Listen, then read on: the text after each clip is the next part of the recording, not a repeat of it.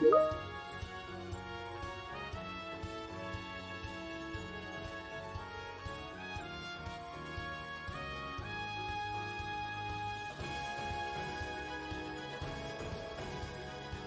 afternoon, everyone. To officially start today's activity, I would like to call on Dr. Arlene Caballero, Dean of the College of Technology, for the opening prayer.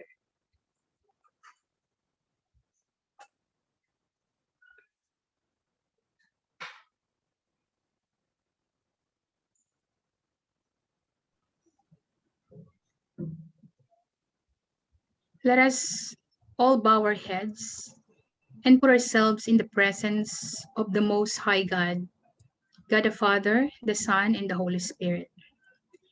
Dear Almighty and ever-loving God, we glorify and thank your name. You have showered us with so much blessings, and your presence continuously remind us of your faithfulness and love. May we humbly ask you to shower us with your mercy and grace. Guide our speaker and panelist today of your greatest inspiration so that we may share the most of our knowledge to our participants. May we also absorb the invaluable knowledge experiences and put it into practice what we may learn today. We pray that you bless all the committees in charge, that they may be able to fulfill their tasks responsibly, and that the objectives they may have set may all be achieved. Your infinite blessing would mean the success of this webinar.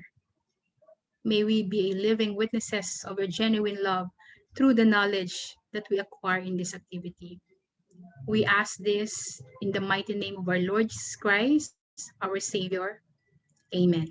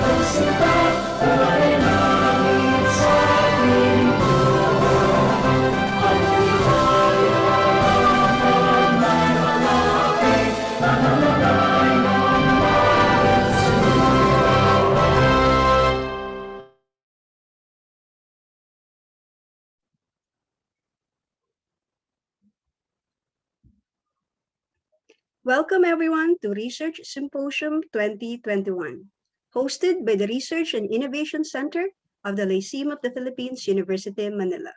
We are now streaming live at LPU's official Facebook and Twitter accounts. Please be advised that the privacy notice of this symposium is now posted in the chat box. This activity is recorded for documentation purposes and may be re-uploaded in the official website and other social media accounts of the university.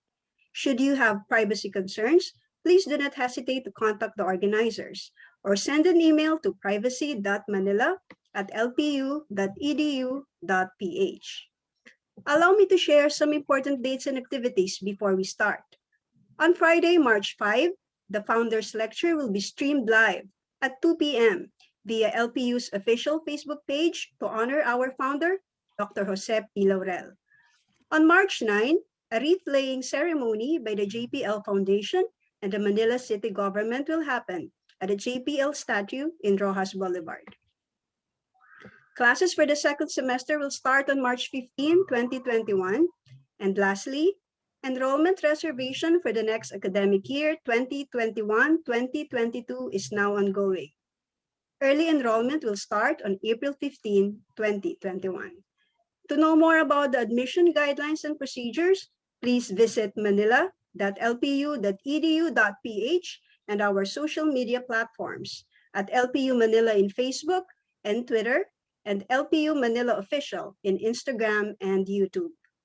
At this point, we'd like to call on Dr. Maria Victoria Akak, Dean of the College of Business Administration and Chair of the 69th Foundation Anniversary Celebration, to give us her opening remarks. Let us welcome on our screens Dr. Akak. Thank you very much. Attorney Roberto P. Laurel, Ms. Sara Lopez, Mr. Paulo Laurel, Ms. Alessa Laurel Lopez, senior leaders, the rest of the LPU community, ladies and gentlemen. The unprecedented situation with the global COVID-19 will not affect us to celebrate one of the most important LPU occasions, the 69th Foundation Anniversary and the 130th birth anniversary of Dr. Jose P. Laurel. With the anniversary theme, Resilience and Reinvention, Overcoming Hardships and Challenges. Our university has been responding from the disruption and challenges in this unprecedented situation. LPU remains flexible, dutiful, watchful, and continuous in following Dr. Jose P. Laurel's aim for LPU of becoming a center of academic excellence in the Philippines and the Far East.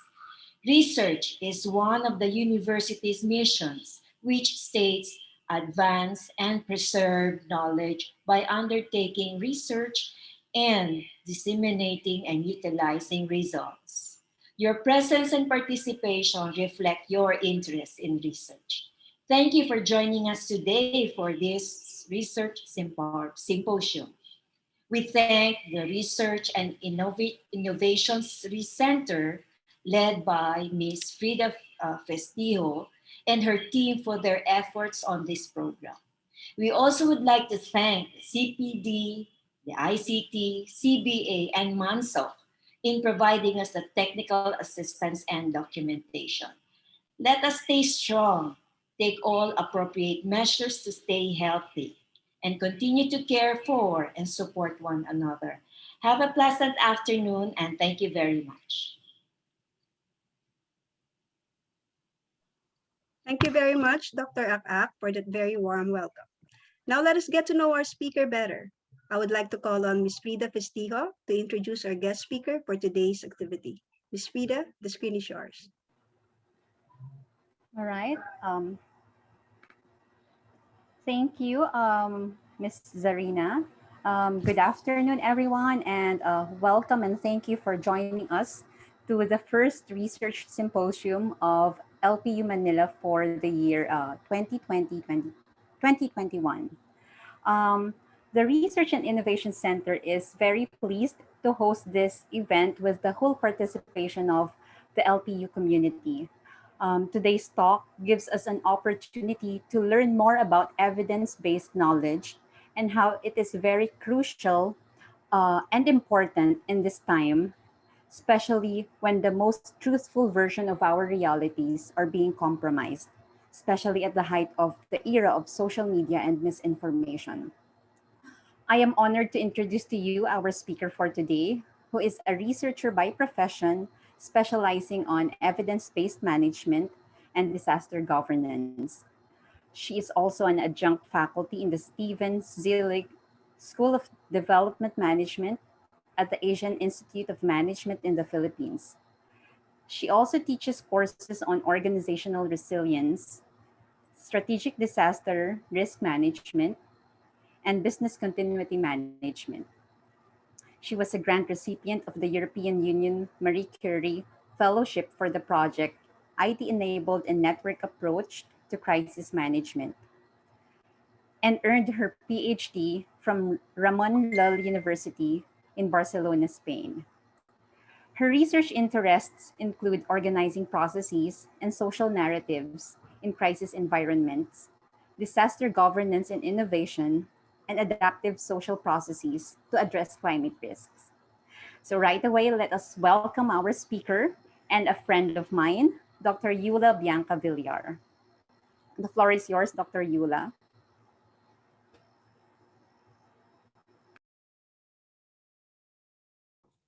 Hi, everyone. Good afternoon to all of you. And thank you so much to Frida. And thank you also so much to LPU for this opportunity to actually share the table with everybody. I really look forward to all of the discussions. So, let me just share my screen.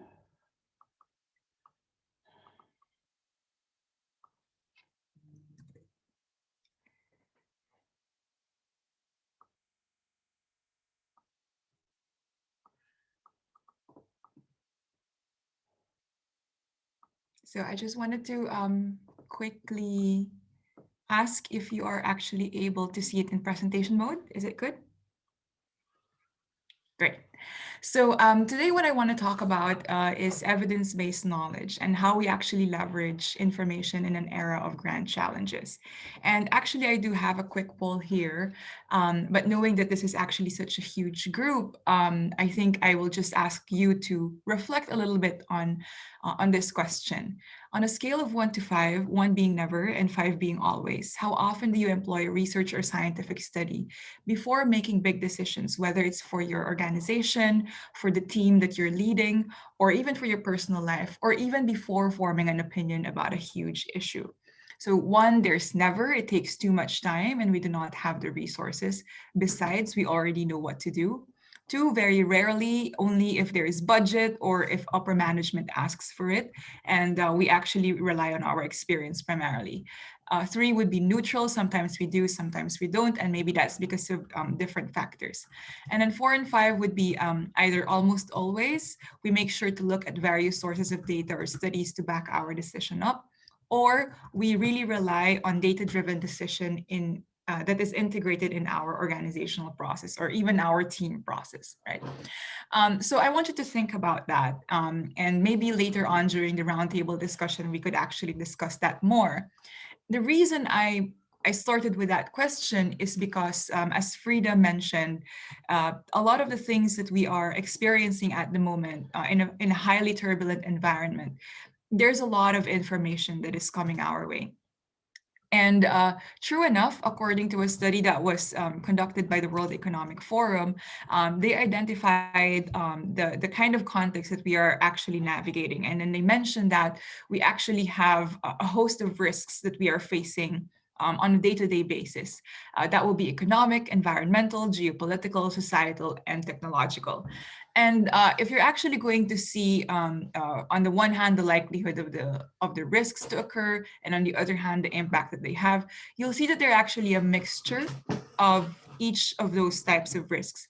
But what's really interesting about this finding is that the risks that we face, regardless of whether they're environmental, because the most or the bulk of our problem at the moment would actually be environmental, given climate change.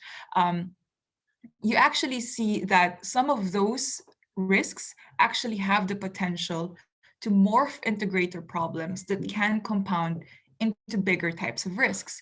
So for example, when we're talking about climate change, you also have the problem of food security. You also have a problem of migration, for example. Where will people go in case the spaces that they thought were secure is no longer secure for them?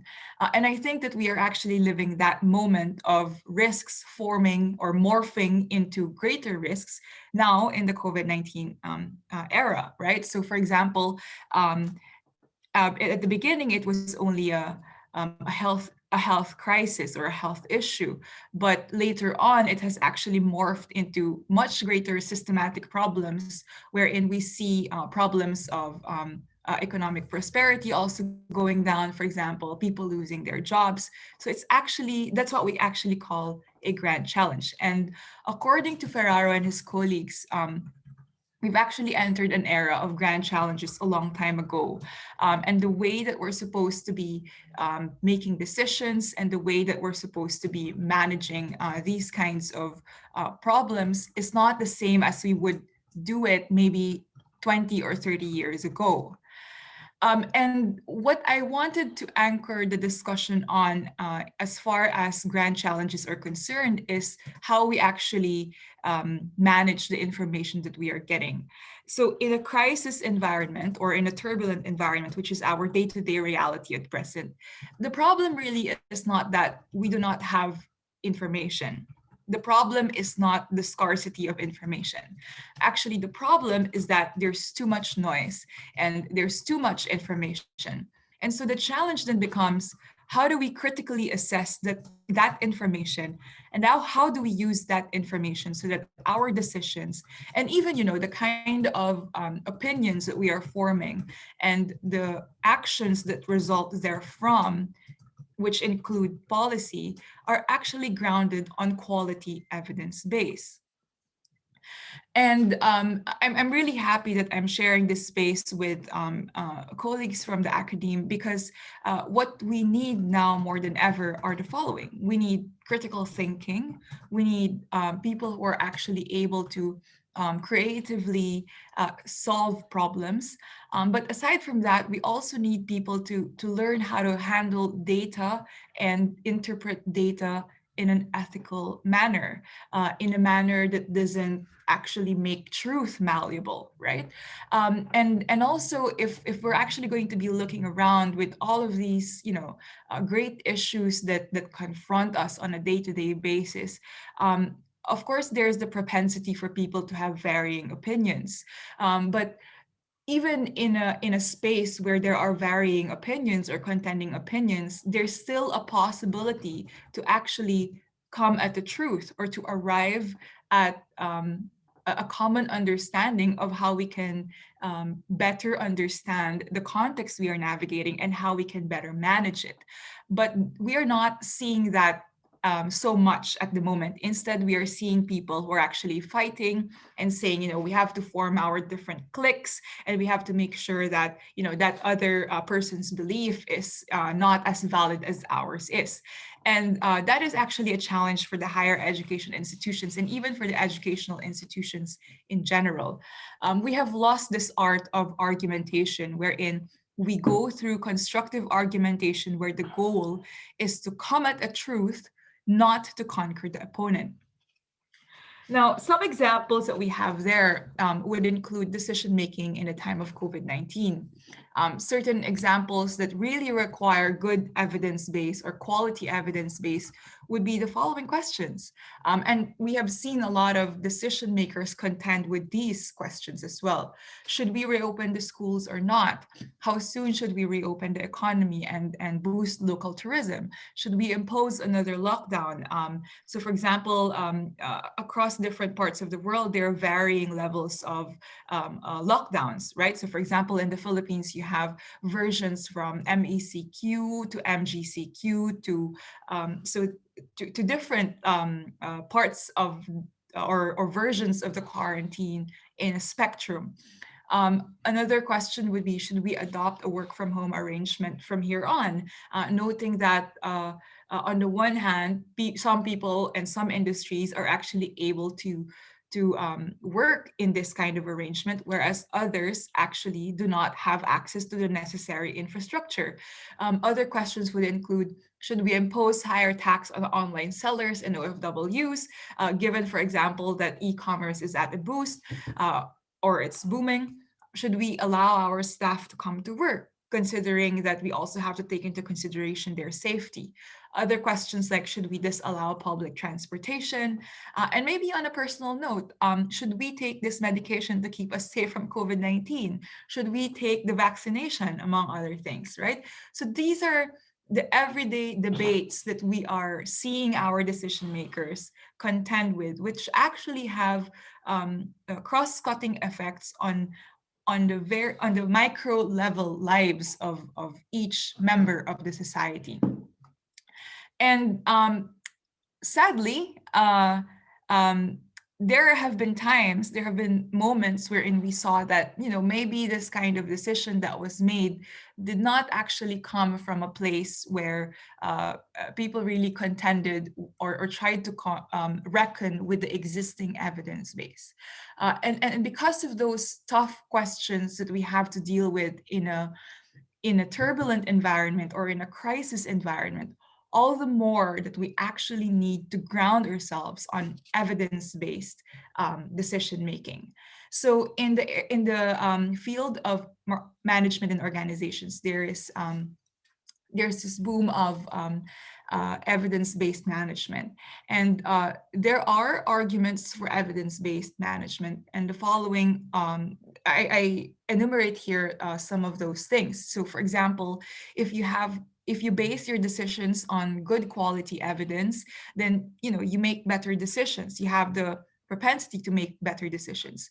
Another thing would be you might have better buy-in from your constituents, because then at least they can see that the thought process that went into making a decision actually followed a logical path, wherein you're contending with various types of data that can inform your decision.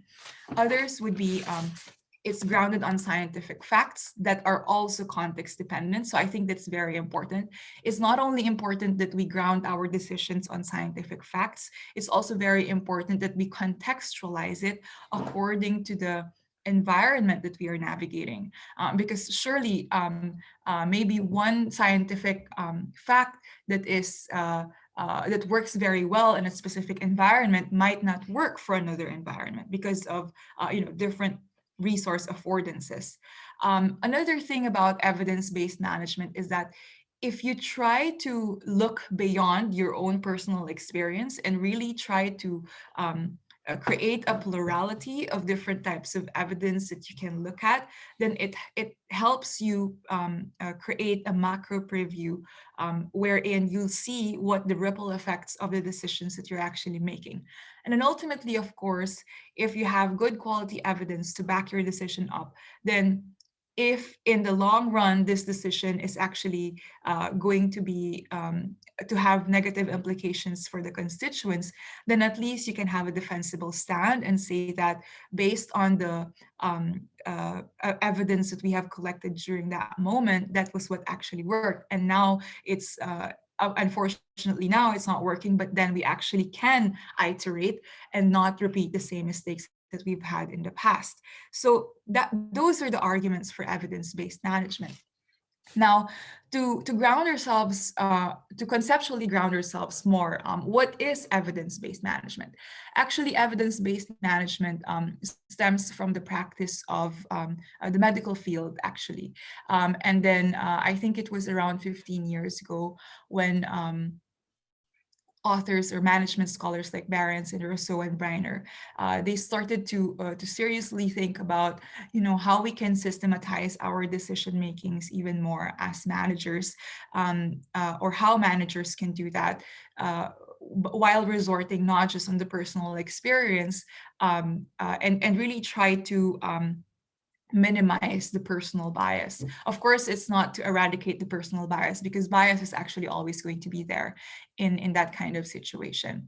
But ultimately, evidence-based management is making a decision through consensuous, explicit, and judicious use of the best available evidence so that you can increase the likelihood of a favorable outcome. And note here that I emphasized or italicized here the best available evidence, because while you want to collect data, you also want to make sure that you acknowledge that in a crisis or a turbulent situation, time is of the essence, right? So you cannot really have perfect information. And even in a stable environment, you cannot have perfect information, especially if you have to make time-bound decisions. So in a crisis environment or in a turbulent environment, you actually want to just make sure that you have the best available evidence, that you're not deliberately removing something from your evidence base and turning a blind eye on something that actually actually should matter. Now, there is a basic process of evidence-based management, and the scholars actually call this the 6 A's of EBM. So first, you need to be able to ask the right question to frame the kind of decision that you want to make, and then you acquire the information about it, and then you appraise the information or the evidence about it, and then you aggregate that information, try to apply it, and then go through an assessment of whether the kind of decision that you've made based on the evidence base that you have is actually answering the question that you've asked. So actually it is a loop. And what I want to emphasize here would be really the appraisal of the data. Now, if we're talking about evidence, so I've been talking about evidence, right? So what really can be considered as evidence? Nowadays, for example, you have a lot of conspiracy theorists. Sometimes we laugh it off, but actually it is a dangerous indicator of where our society might go. I mean, the mere fact that such conspiracy theories could actually be normalized means that people are starting to actually get comfortable with the fact that certain alternative facts are actually acceptable. And we actually don't want that to happen, because that's actually going to be for the disadvantage of the society. Now, if we're going to talk about evidence, evidence is actually information. And this type of evidence could either be quantitative or qualitative. So here I actually also want to debunk the dichotomy between quantitative and qualitative evidence, because certain decision makers prefer to just look at the numbers and try to disregard altogether the importance of looking at the dynamic processes that are ongoing, which cannot be quantified to a measurable data point. The other thing also is that when we talk about evidence, we also have to acknowledge that behind every quantitative data point is a human narrative. And this is especially true if you are dealing with decisions to be made in a crisis environment. Remember that you're not just talking about losing money. You're not just talking about losing revenue. You're talking about lives being on the line. And there is no, I would have to say that, if you consider life as something that is really precious, there's no number that you could attach to it. Okay, so that's something that's very important.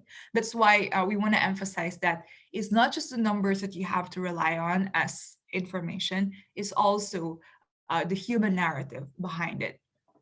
Some sources of evidence that you can get would be from scientific evidence, and this would include, for example, scientific studies, published research, for example. You could also look at organizational evidence, which will include, for example, the historical experience of that organization. So, for example, I know that LPU is actually celebrating its 69th foundation. So all those 69 years of existing has already accumulated a lot of organizational artifacts and organizational learning that can actually be translated to something, to a data that is useful for the future decision makers of the university. Of course, you also do have experiential evidence, and I think this is what a lot of us tend to actually rely on primarily. So based on experience, this is what I have, and therefore this is what I'm going to do. And then another type of evidence would be your stakeholder evidence. The people in your immediate ecosystem who will be affected in case you actually do something or make a decision. Here are just some examples, and maybe here I just actually want to emphasize that as far as scientific evidence is concerned, we also have to critically appraise it. So we know, for example, that there's a lot of published studies. You have to be looking at studies that are coming from reputable platforms. Also remember that just because people tag it as quote unquote, also Japan, the United States, and Singapore were used in comparison. But then I was thinking, what about consider also the level of development? These are actually advanced economies. ASEAN countries, except Singapore, for example, were also mentioned. Maybe this could actually provide better parameters to assess the level of comparability in that in saying that, you know, the Philippines is actually not doing a very extreme position as far as borrowing is concerned. And also there should be other parameters of the case selection for comparison. So the problem that I had with that post is that lumping all of these things together can actually create a noisy context wherein we think that apples to oranges are actually correct comparisons. So we need to help our students develop that discipline of ensuring that when they see something and they try to present data or present evidence, it's very important that we help them contextualize the use of that data to something that is really that really applies to the context that we are navigating. The other thing also that I tend to notice, and this is only an example post, right? There are also other things, and you see this a lot on social media. So for example, here they said, sa mga bobong katulad ni something something na nagkakalat ng alarmist narrative. I mean, that's ad hominem, right? When we present our data, we're not supposed to use that. Ad hominem is actually a logical fallacy, and it really does not make a person better if they use it. Okay, it doesn't make you smarter if you actually use ad hominem. So really just don't use it. And this is where now I go back to the point of when we actually contend with these difficult questions and we try to have a debate on what really is true and how do we really ensure that the evidence base that we are using is going to help us come at a better understanding of how we can solve the existing problems. It's important that we don't look at it from an offensive position. We have to be looking at the common ground that we actually wish to cover, right? And then the other thing also that is what happens to a lot of people would be to only pick portions of evidence but disregard the total evidence base. So this is something that happens a lot. So some people, for example, uh, uh, people would say, yeah, you know, this is actually true, but they only picked a certain part, the best type of evidence that can only support their argument without regarding the total evidence base, which might actually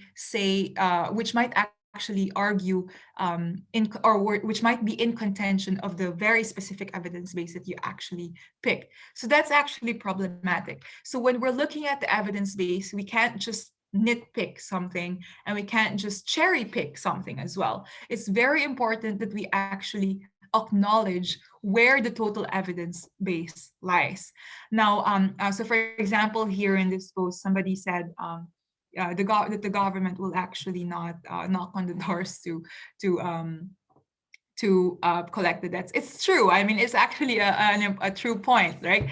It's true that no one will knock on your door and collect the debts of the government, but you will also feel it. You will also feel that in some way, and that is what the post actually failed to contend.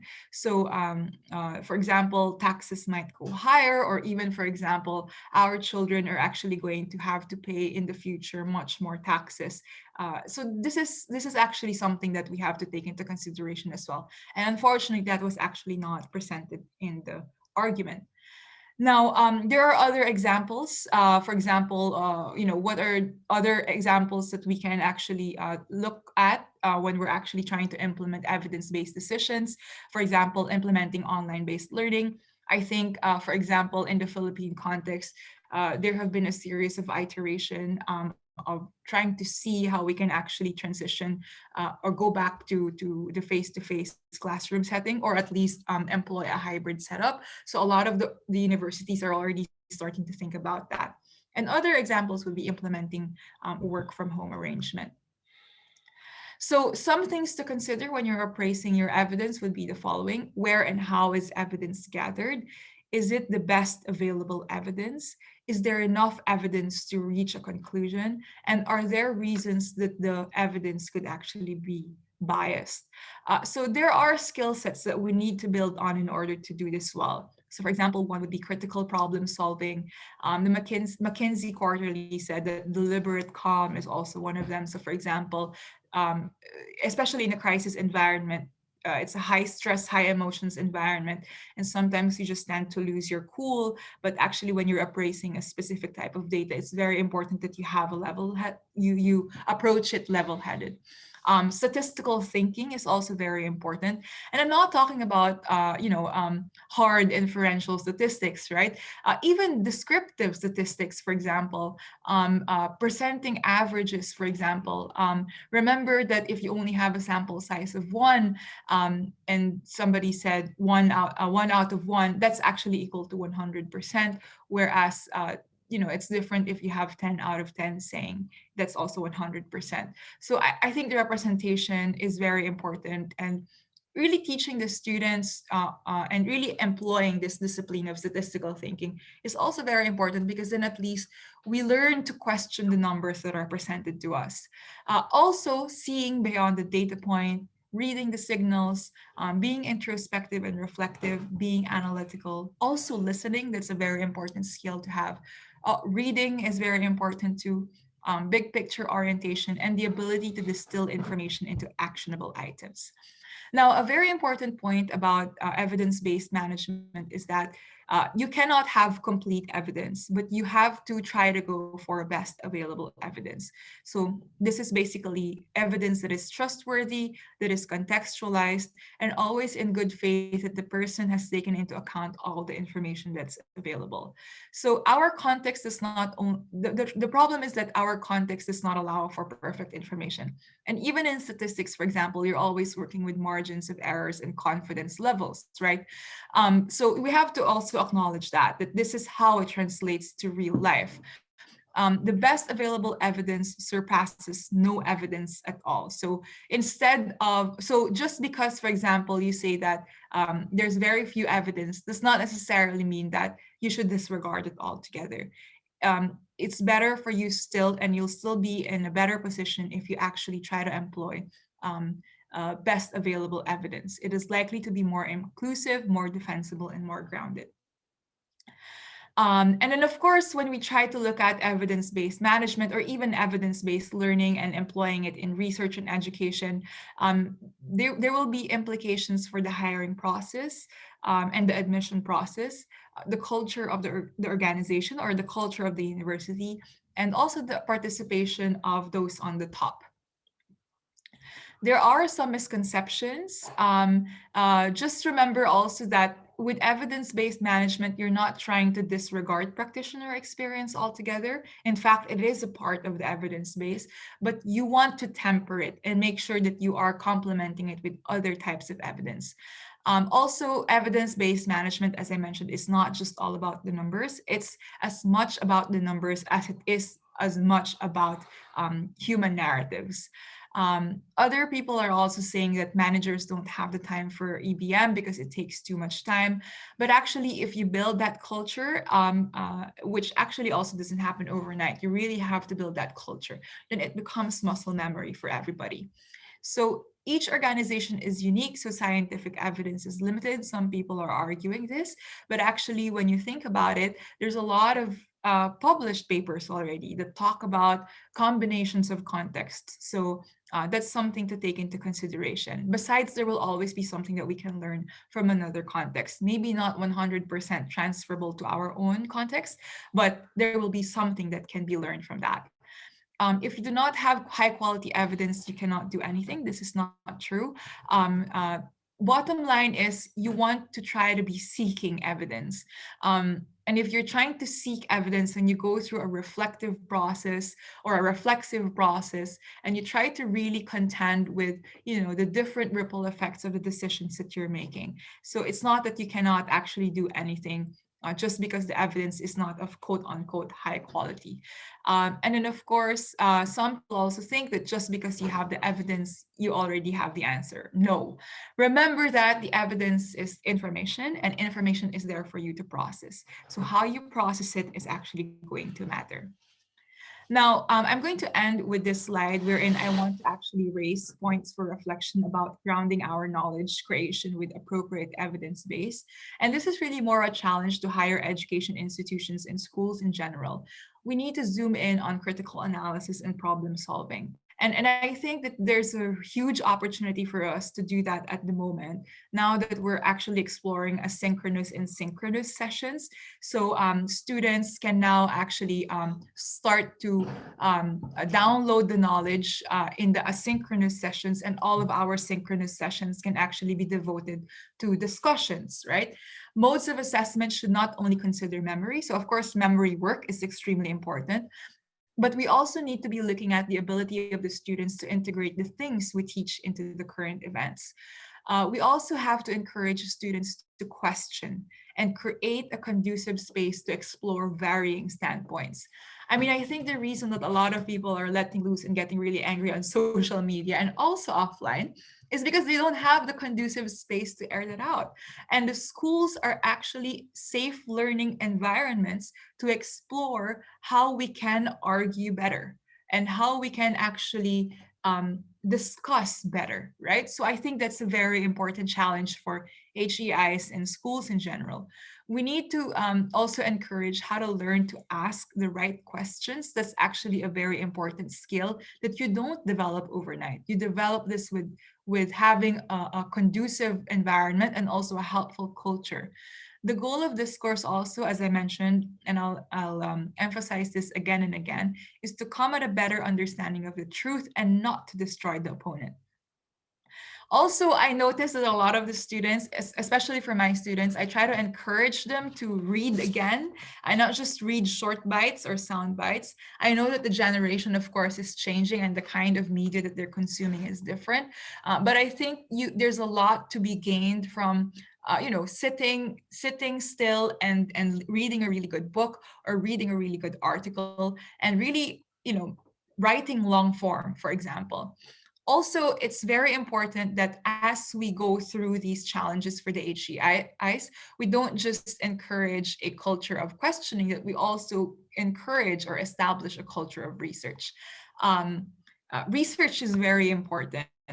Despite what everybody else says, research actually is knowledge creation. It's not just about publishing. It's actually about us as researchers and educators trying to ask questions that will help us better understand why the world works that way. So I think that's very important. And now from a teaching standpoint, we need to revisit our course coverage as well. And this COVID-19, not to romanticize, I'm not romanticizing it, but I think one of the things that at least happened to me during COVID-19 was a moment of reflection wherein I started to really revisit whether I wanted to go for a breadth of knowledge over depth of knowledge. So what I started to really do was to really focus on smaller content or shorter content, but bigger and deeper content. So that's actually something that we need to take into consideration. And of course, just because we are knowledgeable about something doesn't mean that we are above everybody else. So we need, as people who like knowledge and as people who create knowledge, we need to make sure that we democratize knowledge. We have to discourage intellectual elitism because that is actually going to further create a divide. So thank you very much for your time. I went over time by 8 minutes. I'm sorry about that, but I look forward to the discussions.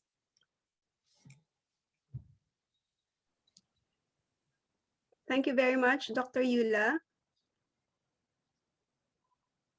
Thank you. Your articulation on the important role of evidence in organizational and management decision making, at least, especially now during crisis situation, really put a very good context on the way managers, especially school managers, do their decision making. Dr. Yula will now entertain some questions from the audience. If you have any, you might either write your questions in the chat box or you may open your microphone to post your queries. I think I'd like to start off with the question to get the ball rolling. My question, Dr. Yula, is usually crisis situation call for immediate actions, and if immediate action is needed, That means time is of the essence. If we are really short in if we are really short when it comes to time, what kind of evidence do you think is the most credible one if we really are pushed against the wall and we really need to decide at the moment and could only consider a very few evidences that are available? What will be your recommendation? Yeah, so thank you for that question, Zarina. It's a very important question, right? I have, I think over the last year, I have been spending a lot of time with our electric cooperatives because they, in the electric or the energy industry in the Philippines is actually one of the, the critical infrastructures that have had a problem with COVID-19, and they actually didn't realize that COVID-19 is actually going to hit them. So in their strategies and in their business continuity planning, for example, they didn't think about that, and it's not a part of their plan. So that is actually an example of a moment wherein they've had to kind of improvise as well the decisions that they're actually going to make. And when we started to think about it, I asked them, so what type of evidence did you actually contend with? What did you use? So knowledge actually is seated in different parts of the organization, right? So for example, upper management, they already have base knowledge, experiential knowledge. Some of them are also exposed to different types of studies. So they've already acquired that knowledge in the past and they just have to pull it out. Some of them have been diligently reading reports of how other electric cooperatives are doing it. So that's another type of knowledge that they're doing. Others, for example, like let's say, for instance, those who are in the financial department, they've also contended with different types of evidence. It's not just the organization, but also scientific knowledge, because they already have learned about it in the past. So I think that in a crisis situation, that is not the moment for you. I mean, ideally, that is not the moment for you to start collecting the data. That is the moment for you to contend with the existing knowledge base and evidence base that you already have.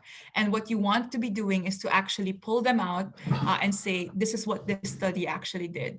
And I remember from this study, this is what it actually did. So it's really reinforcing the knowledge that you've already acquired in the past. So that's very important.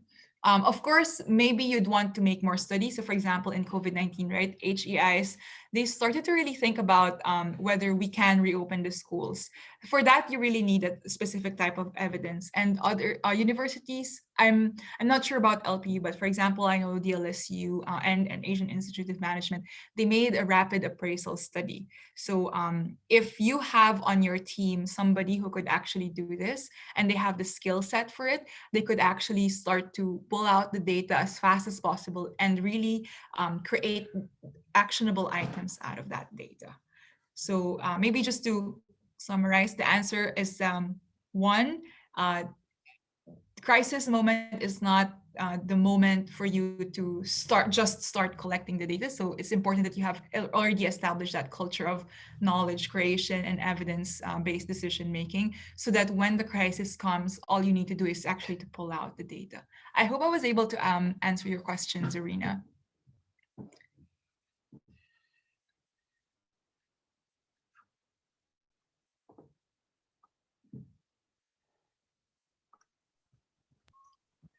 Thank you very much, Dr. Yula. Can you hear me? I'm having Yes, I problems. can. Yeah. I'm having problems with my buttons here. It's interesting that you mentioned something about the electric cooperative. I used to work with them. I've Oh, worked with them great. for 7 years because I worked with the government for 7 years, and that was the agency that I worked for. And it's good to know that they've already improved their knowledge management system, because when I was Yeah. working there, it was really very crude. And I think technology has helped a lot. Now I'm Yeah. going to read some of the questions that are posted, both from the live audience, because we're streaming live right now, and from those who are really part of the Zoom seminar. Okay, so this one is question. Numbers and data are also used in a manipulative manner. where they used to magnify a situation to their advantage. Examples are numbers used in online poll surveys. How can we ensure that this data that can be treated as evidences do not undergo manipulation? Yeah, so this is a notorious case, right? It really happens. Um, so the thing is that one I would say is you want to have a, this is where your statistical thinking is actually going to come in. So it starts from yourself. So for example, when you read a certain type of news, sometimes this news bite or the clickbaits, right, they have this 9% or 90% says so and so and so. You'd want to first, you know, ask yourself the question, but where is this data coming from? Who collected this data? When was this data collected? In which context was this data collected? And what is the sample? And I think you're only able to actually ask those questions if you have an appreciation for statistical thinking, right? I know that statistics is not a very famous subject for many students, but it's very important. And regardless if you don't intend to use math in the future or statistics in the future, it actually has a lot of impact on the way that you form opinions on something.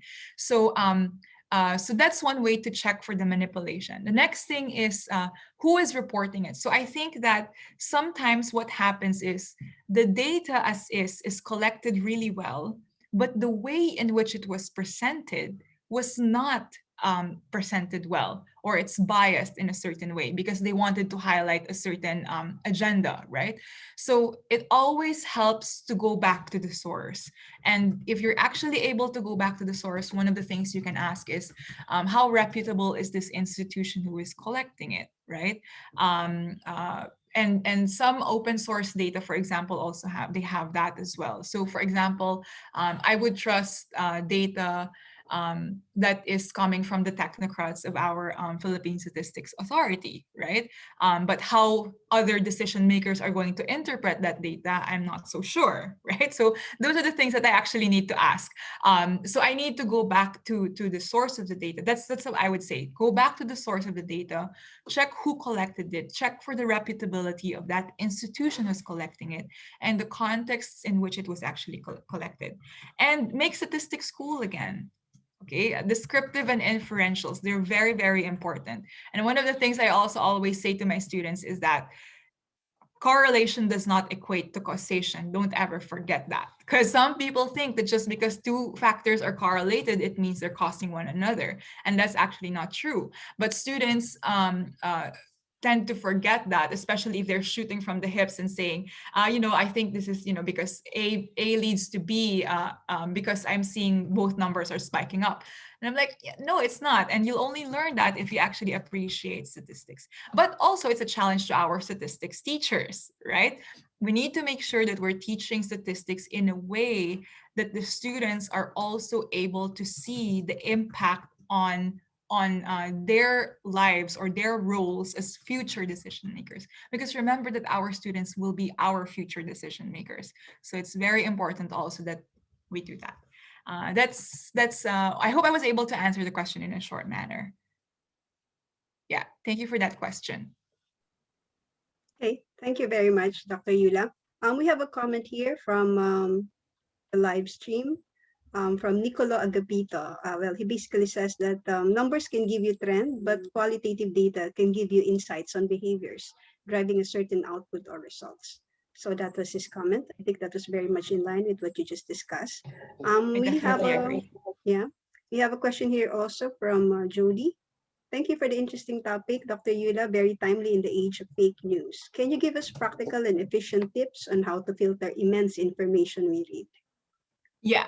So I also had to go through that. Like I have had to I really had to check a lot of things. So, for example, during the start of the pandemic, there was a lot of uncertainty, right? And I think a lot of us, when things are uncertain, we tend to anchor ourselves on something that is more sure, so that we can actually work around it. So, for example, in my case, I was always trying to find information to learn more about COVID-19, so that I could actually, understand it better. Um, I think we have to look at the establishments. But when we look at the establishments, because the establishments actually have some form of legitimacy, but when we look at the establishments, we also have to really check what their leanings are. So sometimes data tend to be politicized, and it will represent a very specific agenda. So you need to be wary of that. The other thing also would be, I muted my social media because there's a lot of noise on social media. And I tried to just really go back to the source. So maybe, for example, one person would like to write an analysis about something. But then again, if you're only basing a certain opinion on one piece of media report, I think that's not representative. So I'd want to see more, right?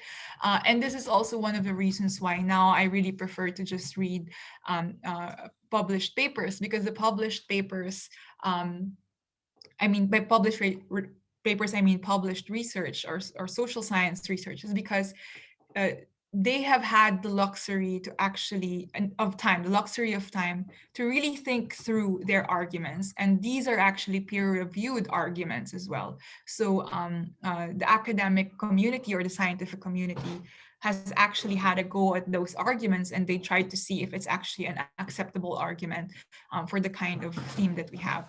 So I try to read more long form now than short sound bites. So I only read the news if I wanted to really see what's going on. So I would say try to do that. It's also good for our mental health, I think, to not listen so much to the noise on social media. Um, Try also to always check for the political leanings of who is reporting what. So you also have to check that.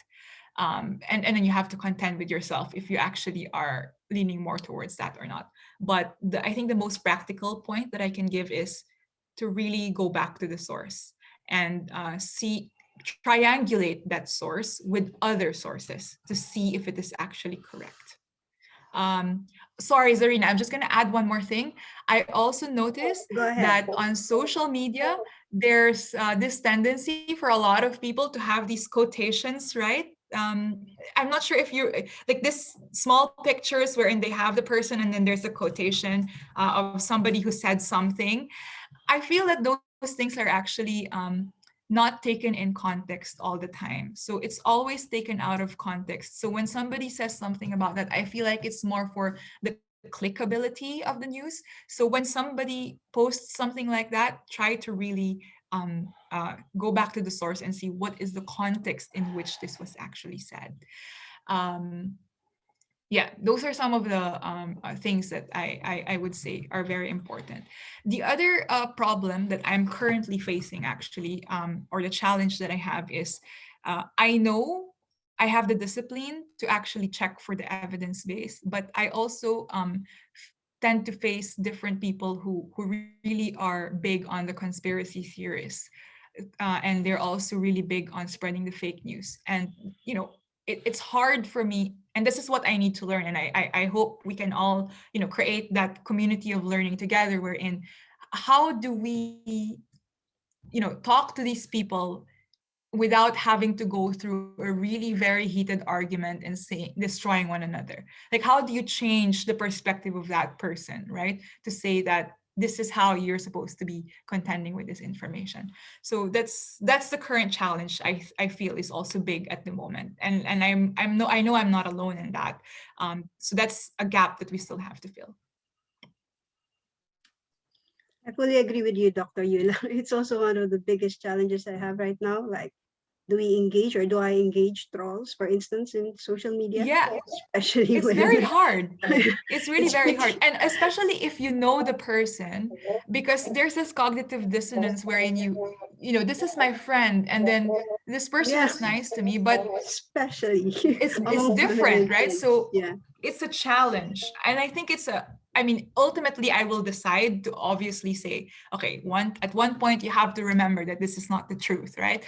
But that's a challenge. And I think a lot of people are contending with it. Thank you for that, Serena. Yeah. Thank you, Dr. Yula. Should I continue? Would you still like Yes, to please. entertain some more questions before we go to the roundtable discussion? Okay, we have here a question from Dean Akak. Due to Yeah. COVID-19 students, due to COVID-19, our students cannot conduct on-site OJT. Our alternative for TBA is for them to write an audit research for a company. In relation to evidence-based knowledge, what can you advise OJT advisors to guide the trainees in relation to marketing operations or custom administration? Thank you for that question, Dean. I wanted to just clarify if I understood it correctly. So there's OJT, and as a part of their OJT, they're supposed to write an audit report in the field of marketing operations and administration operation. Is that correct? Yes, Dr. Okay. Yula. Yeah. So maybe the advice that I would have, I would like to give, and also what I would exercise if I was actually advising somebody, right, is to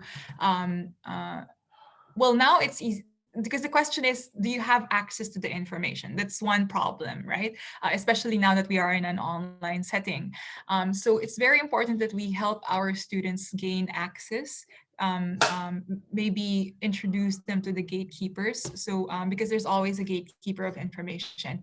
So you'd want to actually help build the skills of how they can actually access the information.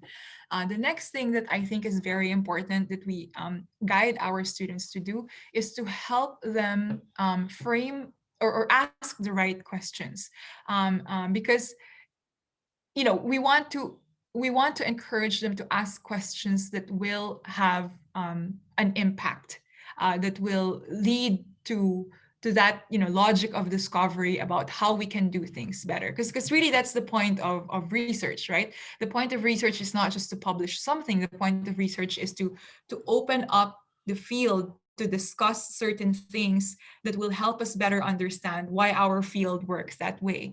So I think that's another point. So learning how to ask better questions, we have to teach our students how to do that. The third part is we have to teach our students to triangulate data. So just because they've heard something from somebody in their data collection, so if they've made an interview from somebody, they need to learn also how to triangulate that data across other sources. So I think that's a very real skill that we have the opportunity to actually teach our students. So maybe I'd do that. And because it's an audit research, it's also very important that we are not shy about the recommendations that we are actually going to give, because audit is supposed to show you where the strong points are and where the weak points are as well. So we need to also help our students to learn how to articulate in a very good way, or in a very straightforward manner, without disregarding, of course, the expertise of, and without disrespect also, of course, to the organization that they're actually trying to face. And yeah, that's what I have on top of my head. Those are the four things. I hope that's helpful, Dean Akak. Thank you very much, Dr. Yula. Um, I think I'd like to ask one more question here and then proceed to the roundtable discussion. This one is coming from a research teacher and he's asking if like how many at this time when research is really difficult, especially for undergraduate students, what do you think will be the valid and reliable number of respondents? during this time when we're talking about undergrad research. Because you're a research Okay. teacher yourself, you're probably faced with the same challenges that we are faced right now. Yeah, I'm a qualitative researcher, and my epistemological leaning is a constructivist. I'm a thin constructivist, so more an interpretivist actually, which means that the number I don't go for number of sample size, so that's just not my field. You're But not a number fan. no, no. I go for theoretical saturation. But what I would advise is this, right? So when we teach research, we also have to, at least for the research teachers. I think this is very important for the research teachers, not so much for the undergraduate level, but for the research teachers. It's very important that we acknowledge that we acknowledge the kind of methodological tradition that we are trying to impart on our students. So it's a decision to be made, right? So if, for example, you're a teacher who's coming more from a post-positivist tradition where numbers are actually very important, right? And the rigors of the measures of reliability and validity are actually quite important, then you try to stick with that tradition.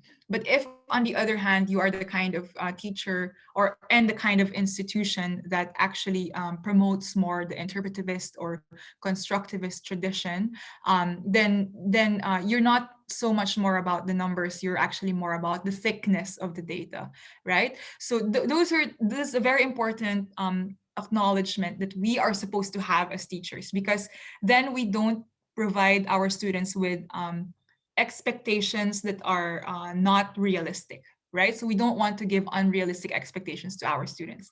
If I'm going to answer your question about data gathering, so data gathering is quite difficult now in COVID-19, and in community of research communities, for example. So depending on which methodological tradition you fall under, they actually have now these symposia about, what are we actually going to do and how we're actually going to do it? What are the best practices? So for example, in my field, as a qualitative researcher, a lot of us are actually already starting to contend with video interviews, for example.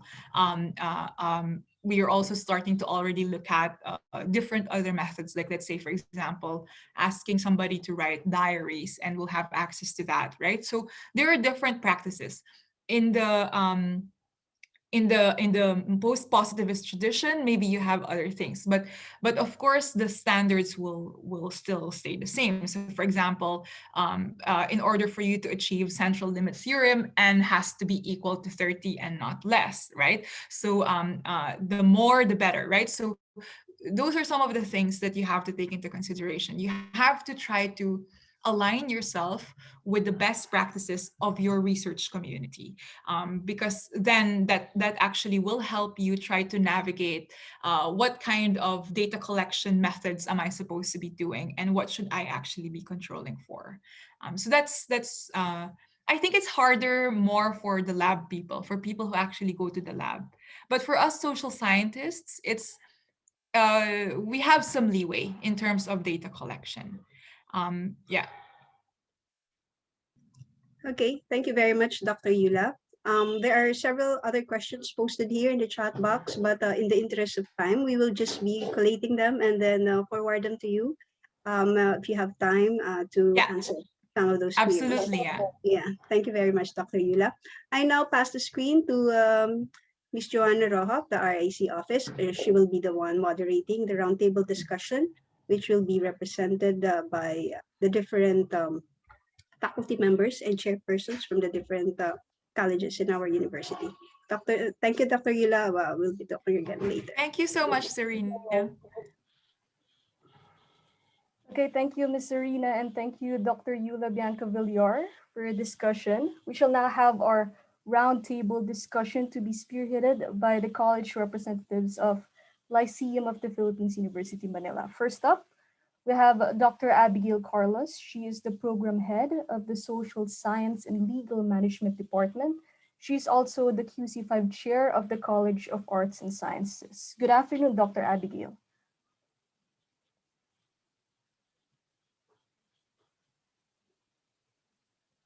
Dr. Abigail, kindly unmute yourself. Sorry. Oh, Yes. okay. Yeah, good afternoon to everybody. Good afternoon, Thank you, Dr. Dr. Abigail.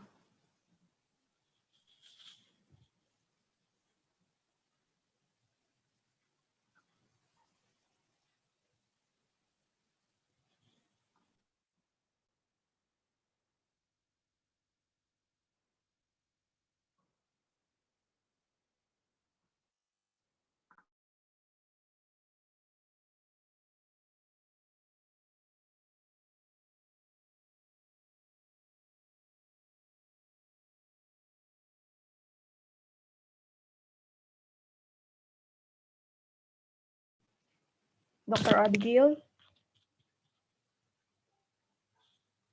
Okay, I believe she is experiencing technical issues as of the moment. Maybe we could proceed to the next one.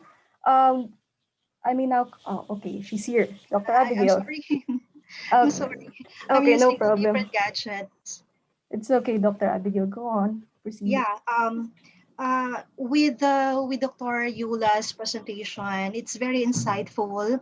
Um, what we're familiar actually with the administration, especially in governance, is to look for the best practices. Okay, best practices or success stories. Now, since we are in the era of crisis or the age of crisis where we are all being challenged to be adaptive to all to every aspects in order to survive from this pandemic. It's really good to look into those available evidence-based practices as well as the knowledge where we can be directed to come up with a very um, sound solution and policies when it comes to operating the institution or basically attending the very needs of the academic sector or educational sector, especially at the benefit of our students.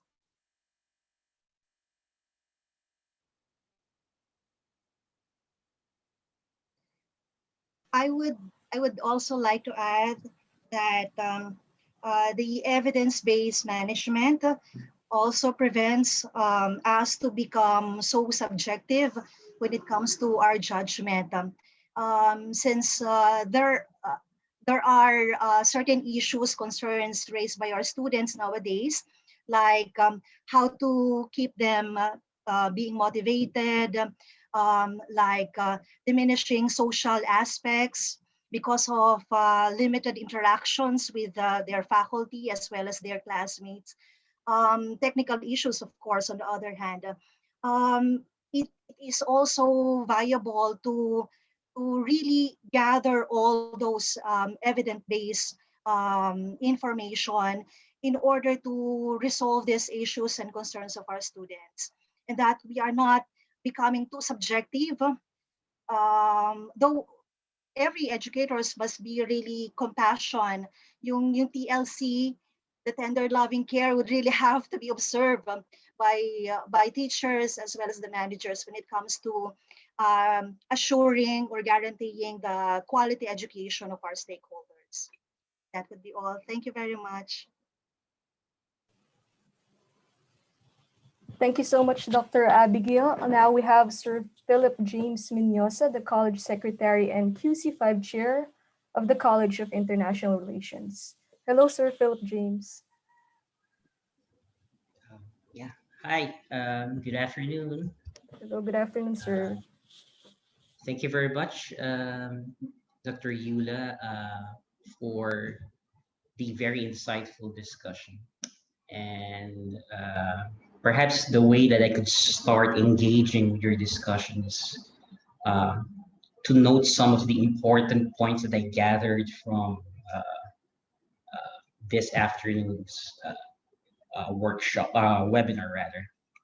And that is how do we manage the information that we get, and the challenge is how do we critically assess such information, and how am I going to contextualize that. Basically, what the first thing that I gathered from your discussion was the epistemic orientation, and I also agree with um, your orientation of a post-positivist stance, um, and the way that I actually contextualize your discussion resonated the book that I'm actually reading, one by uh, Bill Readings, The University in Ruins, and the other one is The Tyranny of Metrics by Jerry Mueller. Uh, Somehow, the one is the continuation of the other. And my question is really about I just want to share something that I obtained from the discussion, that somehow resonates the message of Jerry Mueller. Not everything that counts can be measured, and not everything that is measurable counts. With the current trends in universities across the Philippines, even in the global arena, where standardizations become the dominant discourse, which includes numerical indicators. The question somehow that lingers in my mind, and perhaps you could also share your insights about this. Does knowledge production with the orientation of metric fixation, oftentimes in the category of impact factors, necessarily creates a research culture where the university becomes a venue for a free market of ideas or a community of inquirers? Okay? That's in the context of the university. The other one question that I have obtained from the discussion is in terms of building a culture of evidence-based learning.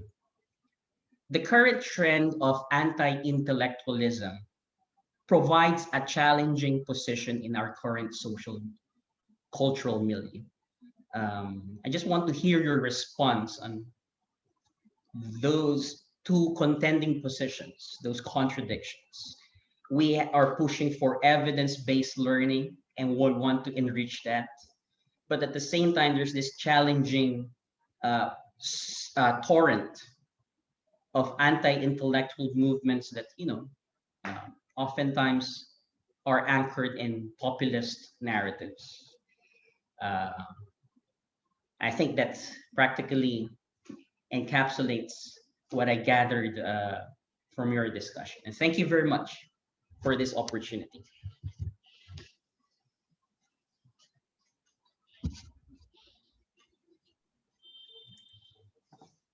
Should I respond to that or Yes, we you can. waiting? Okay, great. So thank you so much for that very important observations, Philip. Thank you for bringing that to light. And I actually noted the book. I will probably read it. I'll try to read that. I haven't read it yet. But also I wanted to thank Abby for her points as well about a while ago about the best practices that we actually have. So to answer the questions that you have, it's hard to be an academic, right?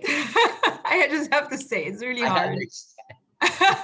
So it's hard to be an academic because, as you mentioned, we are contending with metrics, but at the same time, we also want to make sure that we are establishing a community of inquiry, right? And sometimes inquiry comes at the expense of having to run after the metrics, right? So we want to just try to publish and publish and publish because this is what's going to get us promoted, and this is what, if we get promoted, this is actually what's going to give us more funding as researchers, right? So it's actually quite difficult. The other thing also is that the rejection rate for the high tier journals, for example, is immensely high, right? So sometimes it actually takes 4 years for you to get published. So how do we fix that? So this is a challenge that I share with you, and I think a lot of other researchers and academic practitioners also shares with all of us. Ultimately, I remember towards the end of my PhD, the question that I was asking was, does it really make sense for me to stay in the academia if my contribution to knowledge will only be valued because of a publication that I will actually do? But one of my dissertation committee members, he mentioned something that I will never ever forget. And this is Dr. Luca Giustiniano from Luis University in Rome. He's a full professor of organization theory there. And he mentioned that EULA, we do research because we want to understand the world better, right? That's why we do research. And this is to your point of building a community of inquiry. It just so happens that we also need to establish standards, and there are existing standards for it. And fortunately or unfortunately, the current standards or the current institution that we have to do that would be looking at where are you publishing? Are you publishing in high impact journals? Are you how is your citation rate, right? So it's a personal decision. So when I contended with that, I have come to a personal decision. It was a hard decision to make. It was a personal decision for me to say that I'm going to do research not just because I want to publish it, but because I want to ask interesting questions, right? And that's a motivating anchor point for me. Other researchers, I know they don't have that because they already know that they're going to answer interesting questions. But for example, also in my case, the disadvantage is that I publish much more slowly than my colleagues who are publishing super fast, because they can just churn out the numbers as fast as they can, and they're doing really, really good work as well. So it becomes a personal choice. Sometimes it comes at the expense also of your own professional growth, right? But that is also a personal choice. So for example, in my case, I'm not in a rush to be a full professor at a certain age, right? I want to be doing meaningful work, and that is what grounds me. Others will have a different motivation, which is to get tenure as soon as possible, right? And we also have to take into consideration the kind of institutions that we are joining. So for example, it took me a long time to decide where I actually want to be as far as institutions are concerned, because I wanted to make sure that I had that leeway to actually explore certain things, right? And in this case, it's the Asian Institute of Management that's providing that for me. So I said, okay, I'll try to do that. They still have the metrics, and I have to abide by those metrics. But at the same time, I feel like it is a conducive environment for me. Maybe a challenge now for the decision makers in our higher education institutions is to also revisit the way that we look at promotions of our professors. And from the research communities that I've actually been, I think it was last week, I was in a workshop with extreme context researchers, and they were starting to talk about this publish or perish kind of attitude. Some of them are senior scholars, and they're saying that it is our job as senior scholars to create a better environment for the junior scholars. So it really is a two-way thing, right? So I think it's not just coming from us individually and trying to revisit our motivation anchor points or motivational anchor points. It's also a matter of having the institution, the structure, and the culture work for you as well. And also, when I said that, it took a long time for me to decide whether, I want to go to this university or that university. That also is coming from a position of privilege, and I have to admit that as well, right? I mean, some other colleagues of mine or friends of mine, they'd rather just transition to another type of industry, not leave the academe altogether, because they didn't have the luxury to decide much longer. And also applying for a job as a teacher these days, it's actually quite difficult, Yeah. right? It's really difficult. Tenure is really difficult because it's hard. The requirements are actually quite hard. And it takes, I'm not sure about LPU, but I think the standard is 3 years to achieve tenure position, right? So you're on probation for 3 years. I remember it was also like that for DLSU. So that's something that we have to take into consideration. So that's my answer to your first point. I hope I was able to address it. Just let me know if I didn't. On the other hand, about anti-intellectualism. So on the one hand, we want to kind of elevate this discussion on evidence-based management, but also on the other hand, we actually have to contend with anti-intellectualism. And this is why I ended my slide a while ago with discouraging at all costs intellectual elitism. Because the reason we have a rise of anti-intellectualism is because intellectual elitists tend to exclude other communities. And if you exclude communities, you don't democratize knowledge, then of course, obviously that creates discontent. And if you create discontent, then that creates different factions of contending cliques. politics, right? Like contending belief systems and even contending ideologies. And contending ideologies is not a bad thing. I mean, the mere fact that one is different from the other, it's not really a bad thing. What's bad is if we kind of weaponize one another against each other, right? And we don't want that to happen. And often I think this happens because of exclusivity. So I feel that our advocacy as researchers and educators should really be to discourage intellectual elitism and make sure that in our quest for evidence-based learning, we are not leaving behind those who are not on the same level as we are, but instead empowering them to also join in the cause. So that's my take on that. I hope I was able to answer your question, Philip. Thank you so much. Now I'm thinking. I'm thinking more and more now. There's a lot of job for us in the educational institutions, right? So, yeah. Thank you, Yula. Thank you, Philip. Thank you. Thank you, Sir Philip James. Now we have Dr. Arlene Caballero, the Dean and QC5 Chair of the College of Technology. Good afternoon, Dr. Arlene. Hello, good afternoon, everyone. Good afternoon, Dr. Yula. So first and foremost, I would like to thank Dr. Yula for that very wonderful and insightful talk about evidence-based knowledge. Actually, while Dr. Yula is discussing earlier, so this is what actually I had in mind, because I'm from the technology side. I think one example that is also relevant to organizational decision making that the academe may consider, and what we actually facing right now um, is the redesigning of the content of our curriculum because of the fourth industrial revolution, where everything is going online and having digital shift.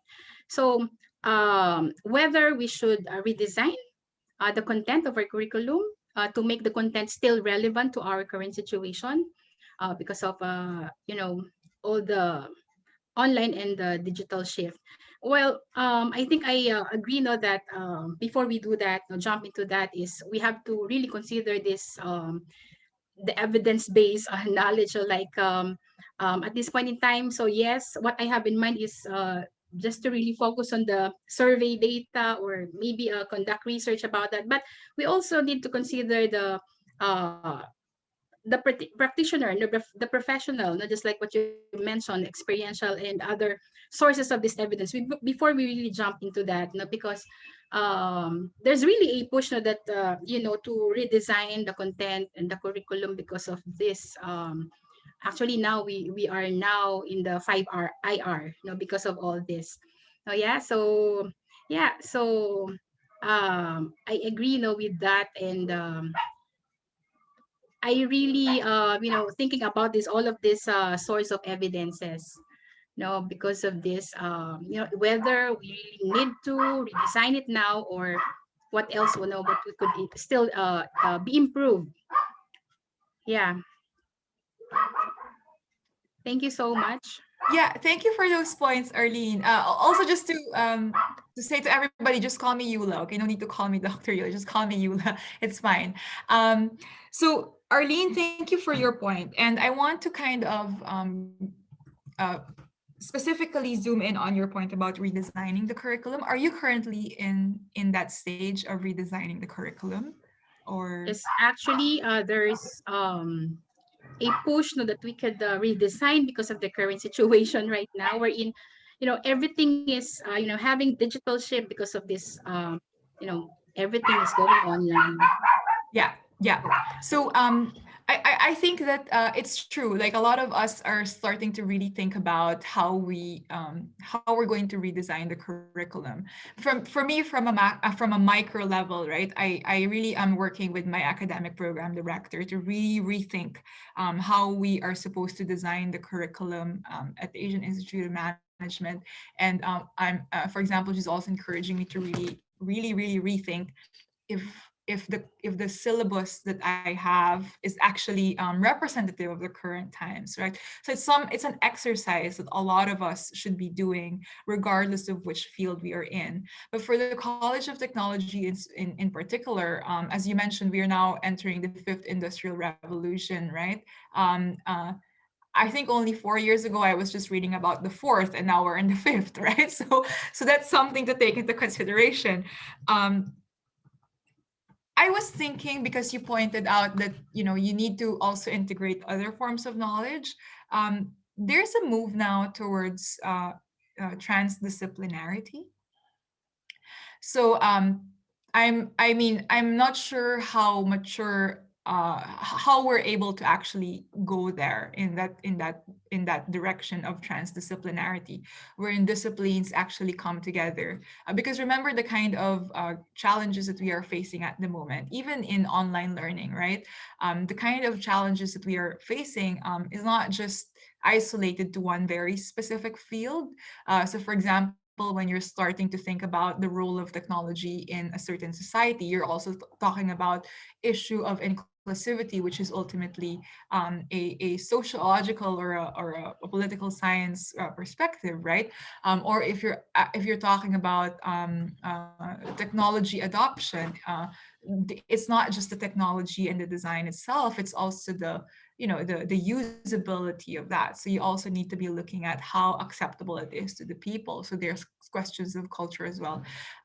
When it comes to designing online learning materials, we also need to be looking at the kind of language that we are using, right, to promote learning. And I think that we will benefit a lot from the help of our colleagues from, let's say, for example, the linguistics department and the humanities department. Also, for example, there's a lot to be learned. There's a lot of learning points that we can accrue from different types of media. And therefore, for example, communications practitioners, all of our artists, right, they could also be included as well.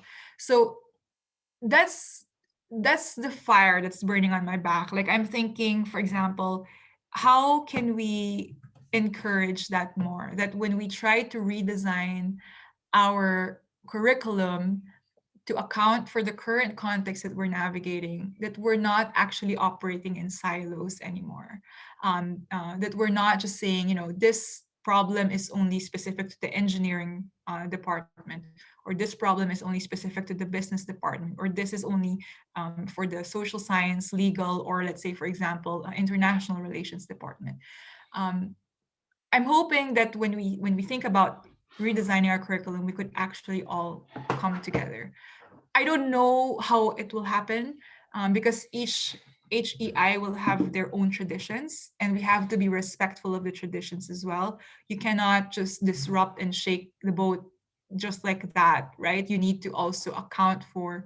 I'm very much a fan of respecting the traditions while introducing incremental, innovative things to move the educational institutions forward. So that's maybe I would invite everybody, just on that point, to invite everybody that when we redesign our curriculum, we also look at, we become more problem oriented rather than discipline oriented. And if we become problem oriented, then we're actually also going to be taking into consideration the different fields that can help us solve that problem better. But thank you for that point, Erlene. Thank you. I hope I was able to Exactly. Yeah. address a bit of it. Yeah. Thank you. Thank you so much. Thank you. Thank you, Dr. Arlene. Next up, we have Dr. Jocelyn Kamalig. She is the chairperson of the Hotel and Restaurant Administration Department and the QC5 chair of the College of International Tourism and Hospitality Management. Hello, Dr. Jocelyn. Hello, good afternoon, and happy Afternoon. Foundation Day to all, Lycean. Dr. Yula, thank you so much for that relevant insights. And I wholeheartedly agree with you on the importance of evidence-based management when we make decisions, especially in an academic setting. Usually, decision based on data or information, especially if data gathered are accurate, will have higher percentage of success.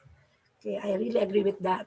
However, as you mentioned, Challenges such as assessing the truthfulness or the accuracy of data will be a great challenge. Right now, because we have a lot of information at hand, sometimes it's so hard deciphering which among those information should we utilize to make a good decision. You've mentioned that this is actually a skill that we have to develop, and I truly believe in that. But for how long, that's actually a question. Okay. So decisions, especially that will affect the schools and stakeholders, should be based on accurate data and information gathered by the college through either consultation and collaboration amongst stakeholders. It means to say the students, the parents, the industry, and even the academic partners. So just to share our practice in the college, because I believe we are already practicing evidence-based management. So what we do is that we get feedback from our stakeholders, and we try to utilize our program by using actually this data. Even during these challenging times, what we do is that we field questions, one, two questions, on the challenges they are facing right now. And if we can do something based on that data, okay, we try to improve more our instruction and curriculum. I the concerns, actually the comments you presented the last time on what we have to this what are the things we have to decide on, especially this online learning is very true.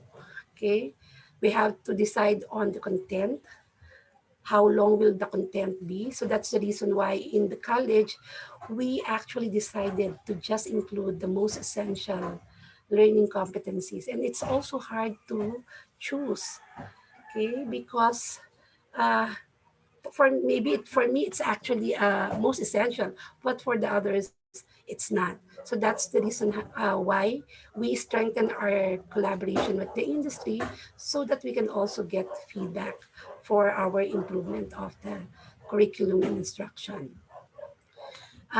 So right now, like the College of Technology, we are redesigning or re-engineering our curriculum instruction to address the needs of the time. And our practice is actually collaboration with stakeholder, industry expert, our partners, to ensure that only relevant and responsive curriculum and instruction be made. Uh, it's really very challenging really right now to develop an evidence-based learning, but based from the feedback gathered from our students, I think we already have succeeded because comments are positive that they actually have acquired certain competencies, important competencies during the semester. So I just like to also mention the process, okay, the asking, acquiring, appraising, aggregating, applying, assessing. These are also the process we use in the college. Okay, we don't only start with the asking, but we do also the assessing after everything has been done. So I know that there's still a lot of opportunity to improve, especially when we practice evidence-based management. But I'm confident that we can eventually do it and utilize it better in the future. Thank you, Yula. Thank you so much, Jocelyn, for those points. I'm glad that you are actually already, I'm glad to hear that you're actually already doing it and practicing it in your college. Something that came to mind when you said, for how long are we actually going to do this? It's going to take a long, first of all, it'll take a long time to build that, because I think that evidence-based management is not just something that you achieve just like that. It's not static, right? So it's a continuous learning experience as well. As you mentioned, you still have a lot of learning points to to integrate in your current processes, and there's still a lot to improve, and yet you're doing it already. And I think that just because you're already acknowledging that you are in a learning stage, I think that's really, really very good already. And in a turbulent environment, remember that all the actions that we are actually doing, and all the decisions that we are doing will always have a ripple effect in the future, right? So there's one thing that I also want to share, also from another scholar, one of my, I think he was my PhD coordinator during, if I remember correctly, he was my PhD coordinator, also one of my professors back in the PhD stage. When I told him, because I'm very perfection driven, so I want to make sure that when I submit something, it's of perfect quality among other things. And then he said, you know what, perfection is actually asymptotic. It's reaching, but it's never touching. And therefore, you'll always have to try to continuously to aim for it. And when he said that, I also started to see things in that light. So for example, when we talk about resilience, and I also teach organizational resilience at AIM, and when I talk about it, the first thing that I try to debunk is that resilience is not a static concept. It's actually an action-oriented concept. The same is true for evidence-based learning, right? The same is true for evidence-based management. I mean, the mere fact that you don't have the perfect evidence, but you only have the best quality evidence at a certain moment in time, doesn't mean that you stop there. You're actually going to continuously assess. So it's a very, very great example. Thank you for highlighting your experience.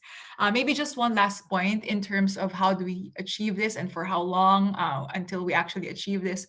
I really think that now is the moment for us as educators and as researchers to really start to encourage that culture of discourse. So instead of looking at traditional, one-way lecture types, let's try to look at different modes of learning. For example, when the students come to class, especially when they come virtually, right? And I think this is where education is going to come in. The new wave of educational model is going to come in this way.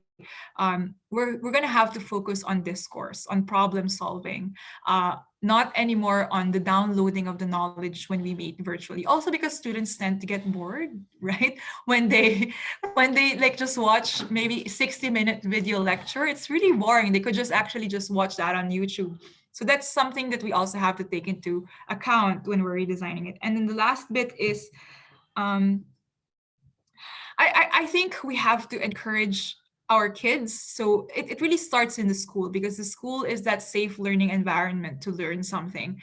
We have to encourage children to ask questions, and to really ask in a respectful manner, obviously, but really ask and contend and acknowledge that knowledge doesn't just come from the top. It actually can be gained from the bottom as well. So that's something that I would also encourage. But thank you for those points, Arlene, and I'm glad that you're doing it also in HR. Thank you. Now lastly, we have Dr. Emmanuel Dotong, Senior Faculty Member and the QC5 Chair of the College of Business Administration. Hello, Sir Emmanuel.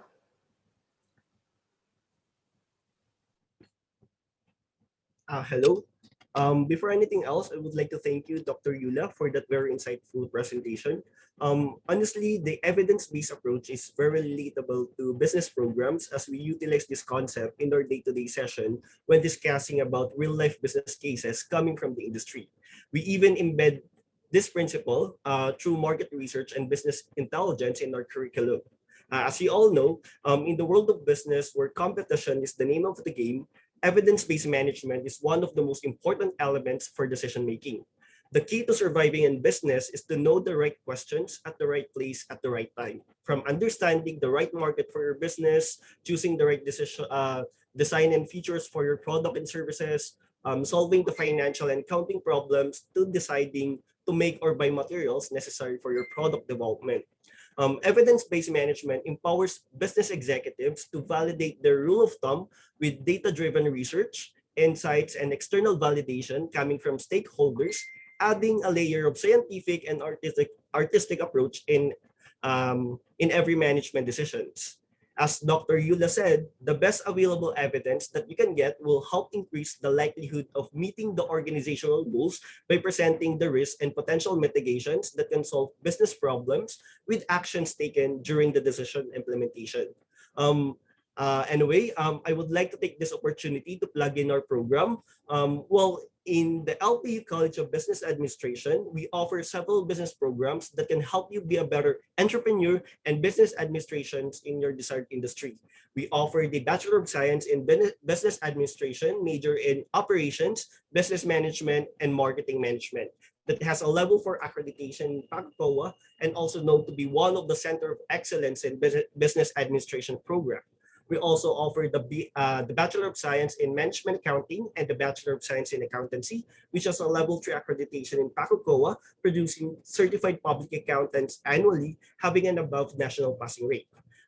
We also offer the Bachelor of Science in Custom Administration, which also has a level 3 accreditation in PACOCOA. The Custom Administration Program of LPU is known to be one of the best customs administration program nationwide, as we produce annual top-notchers for customs program licensure exam. And for the interest of time, that would be all. Thank you and good afternoon.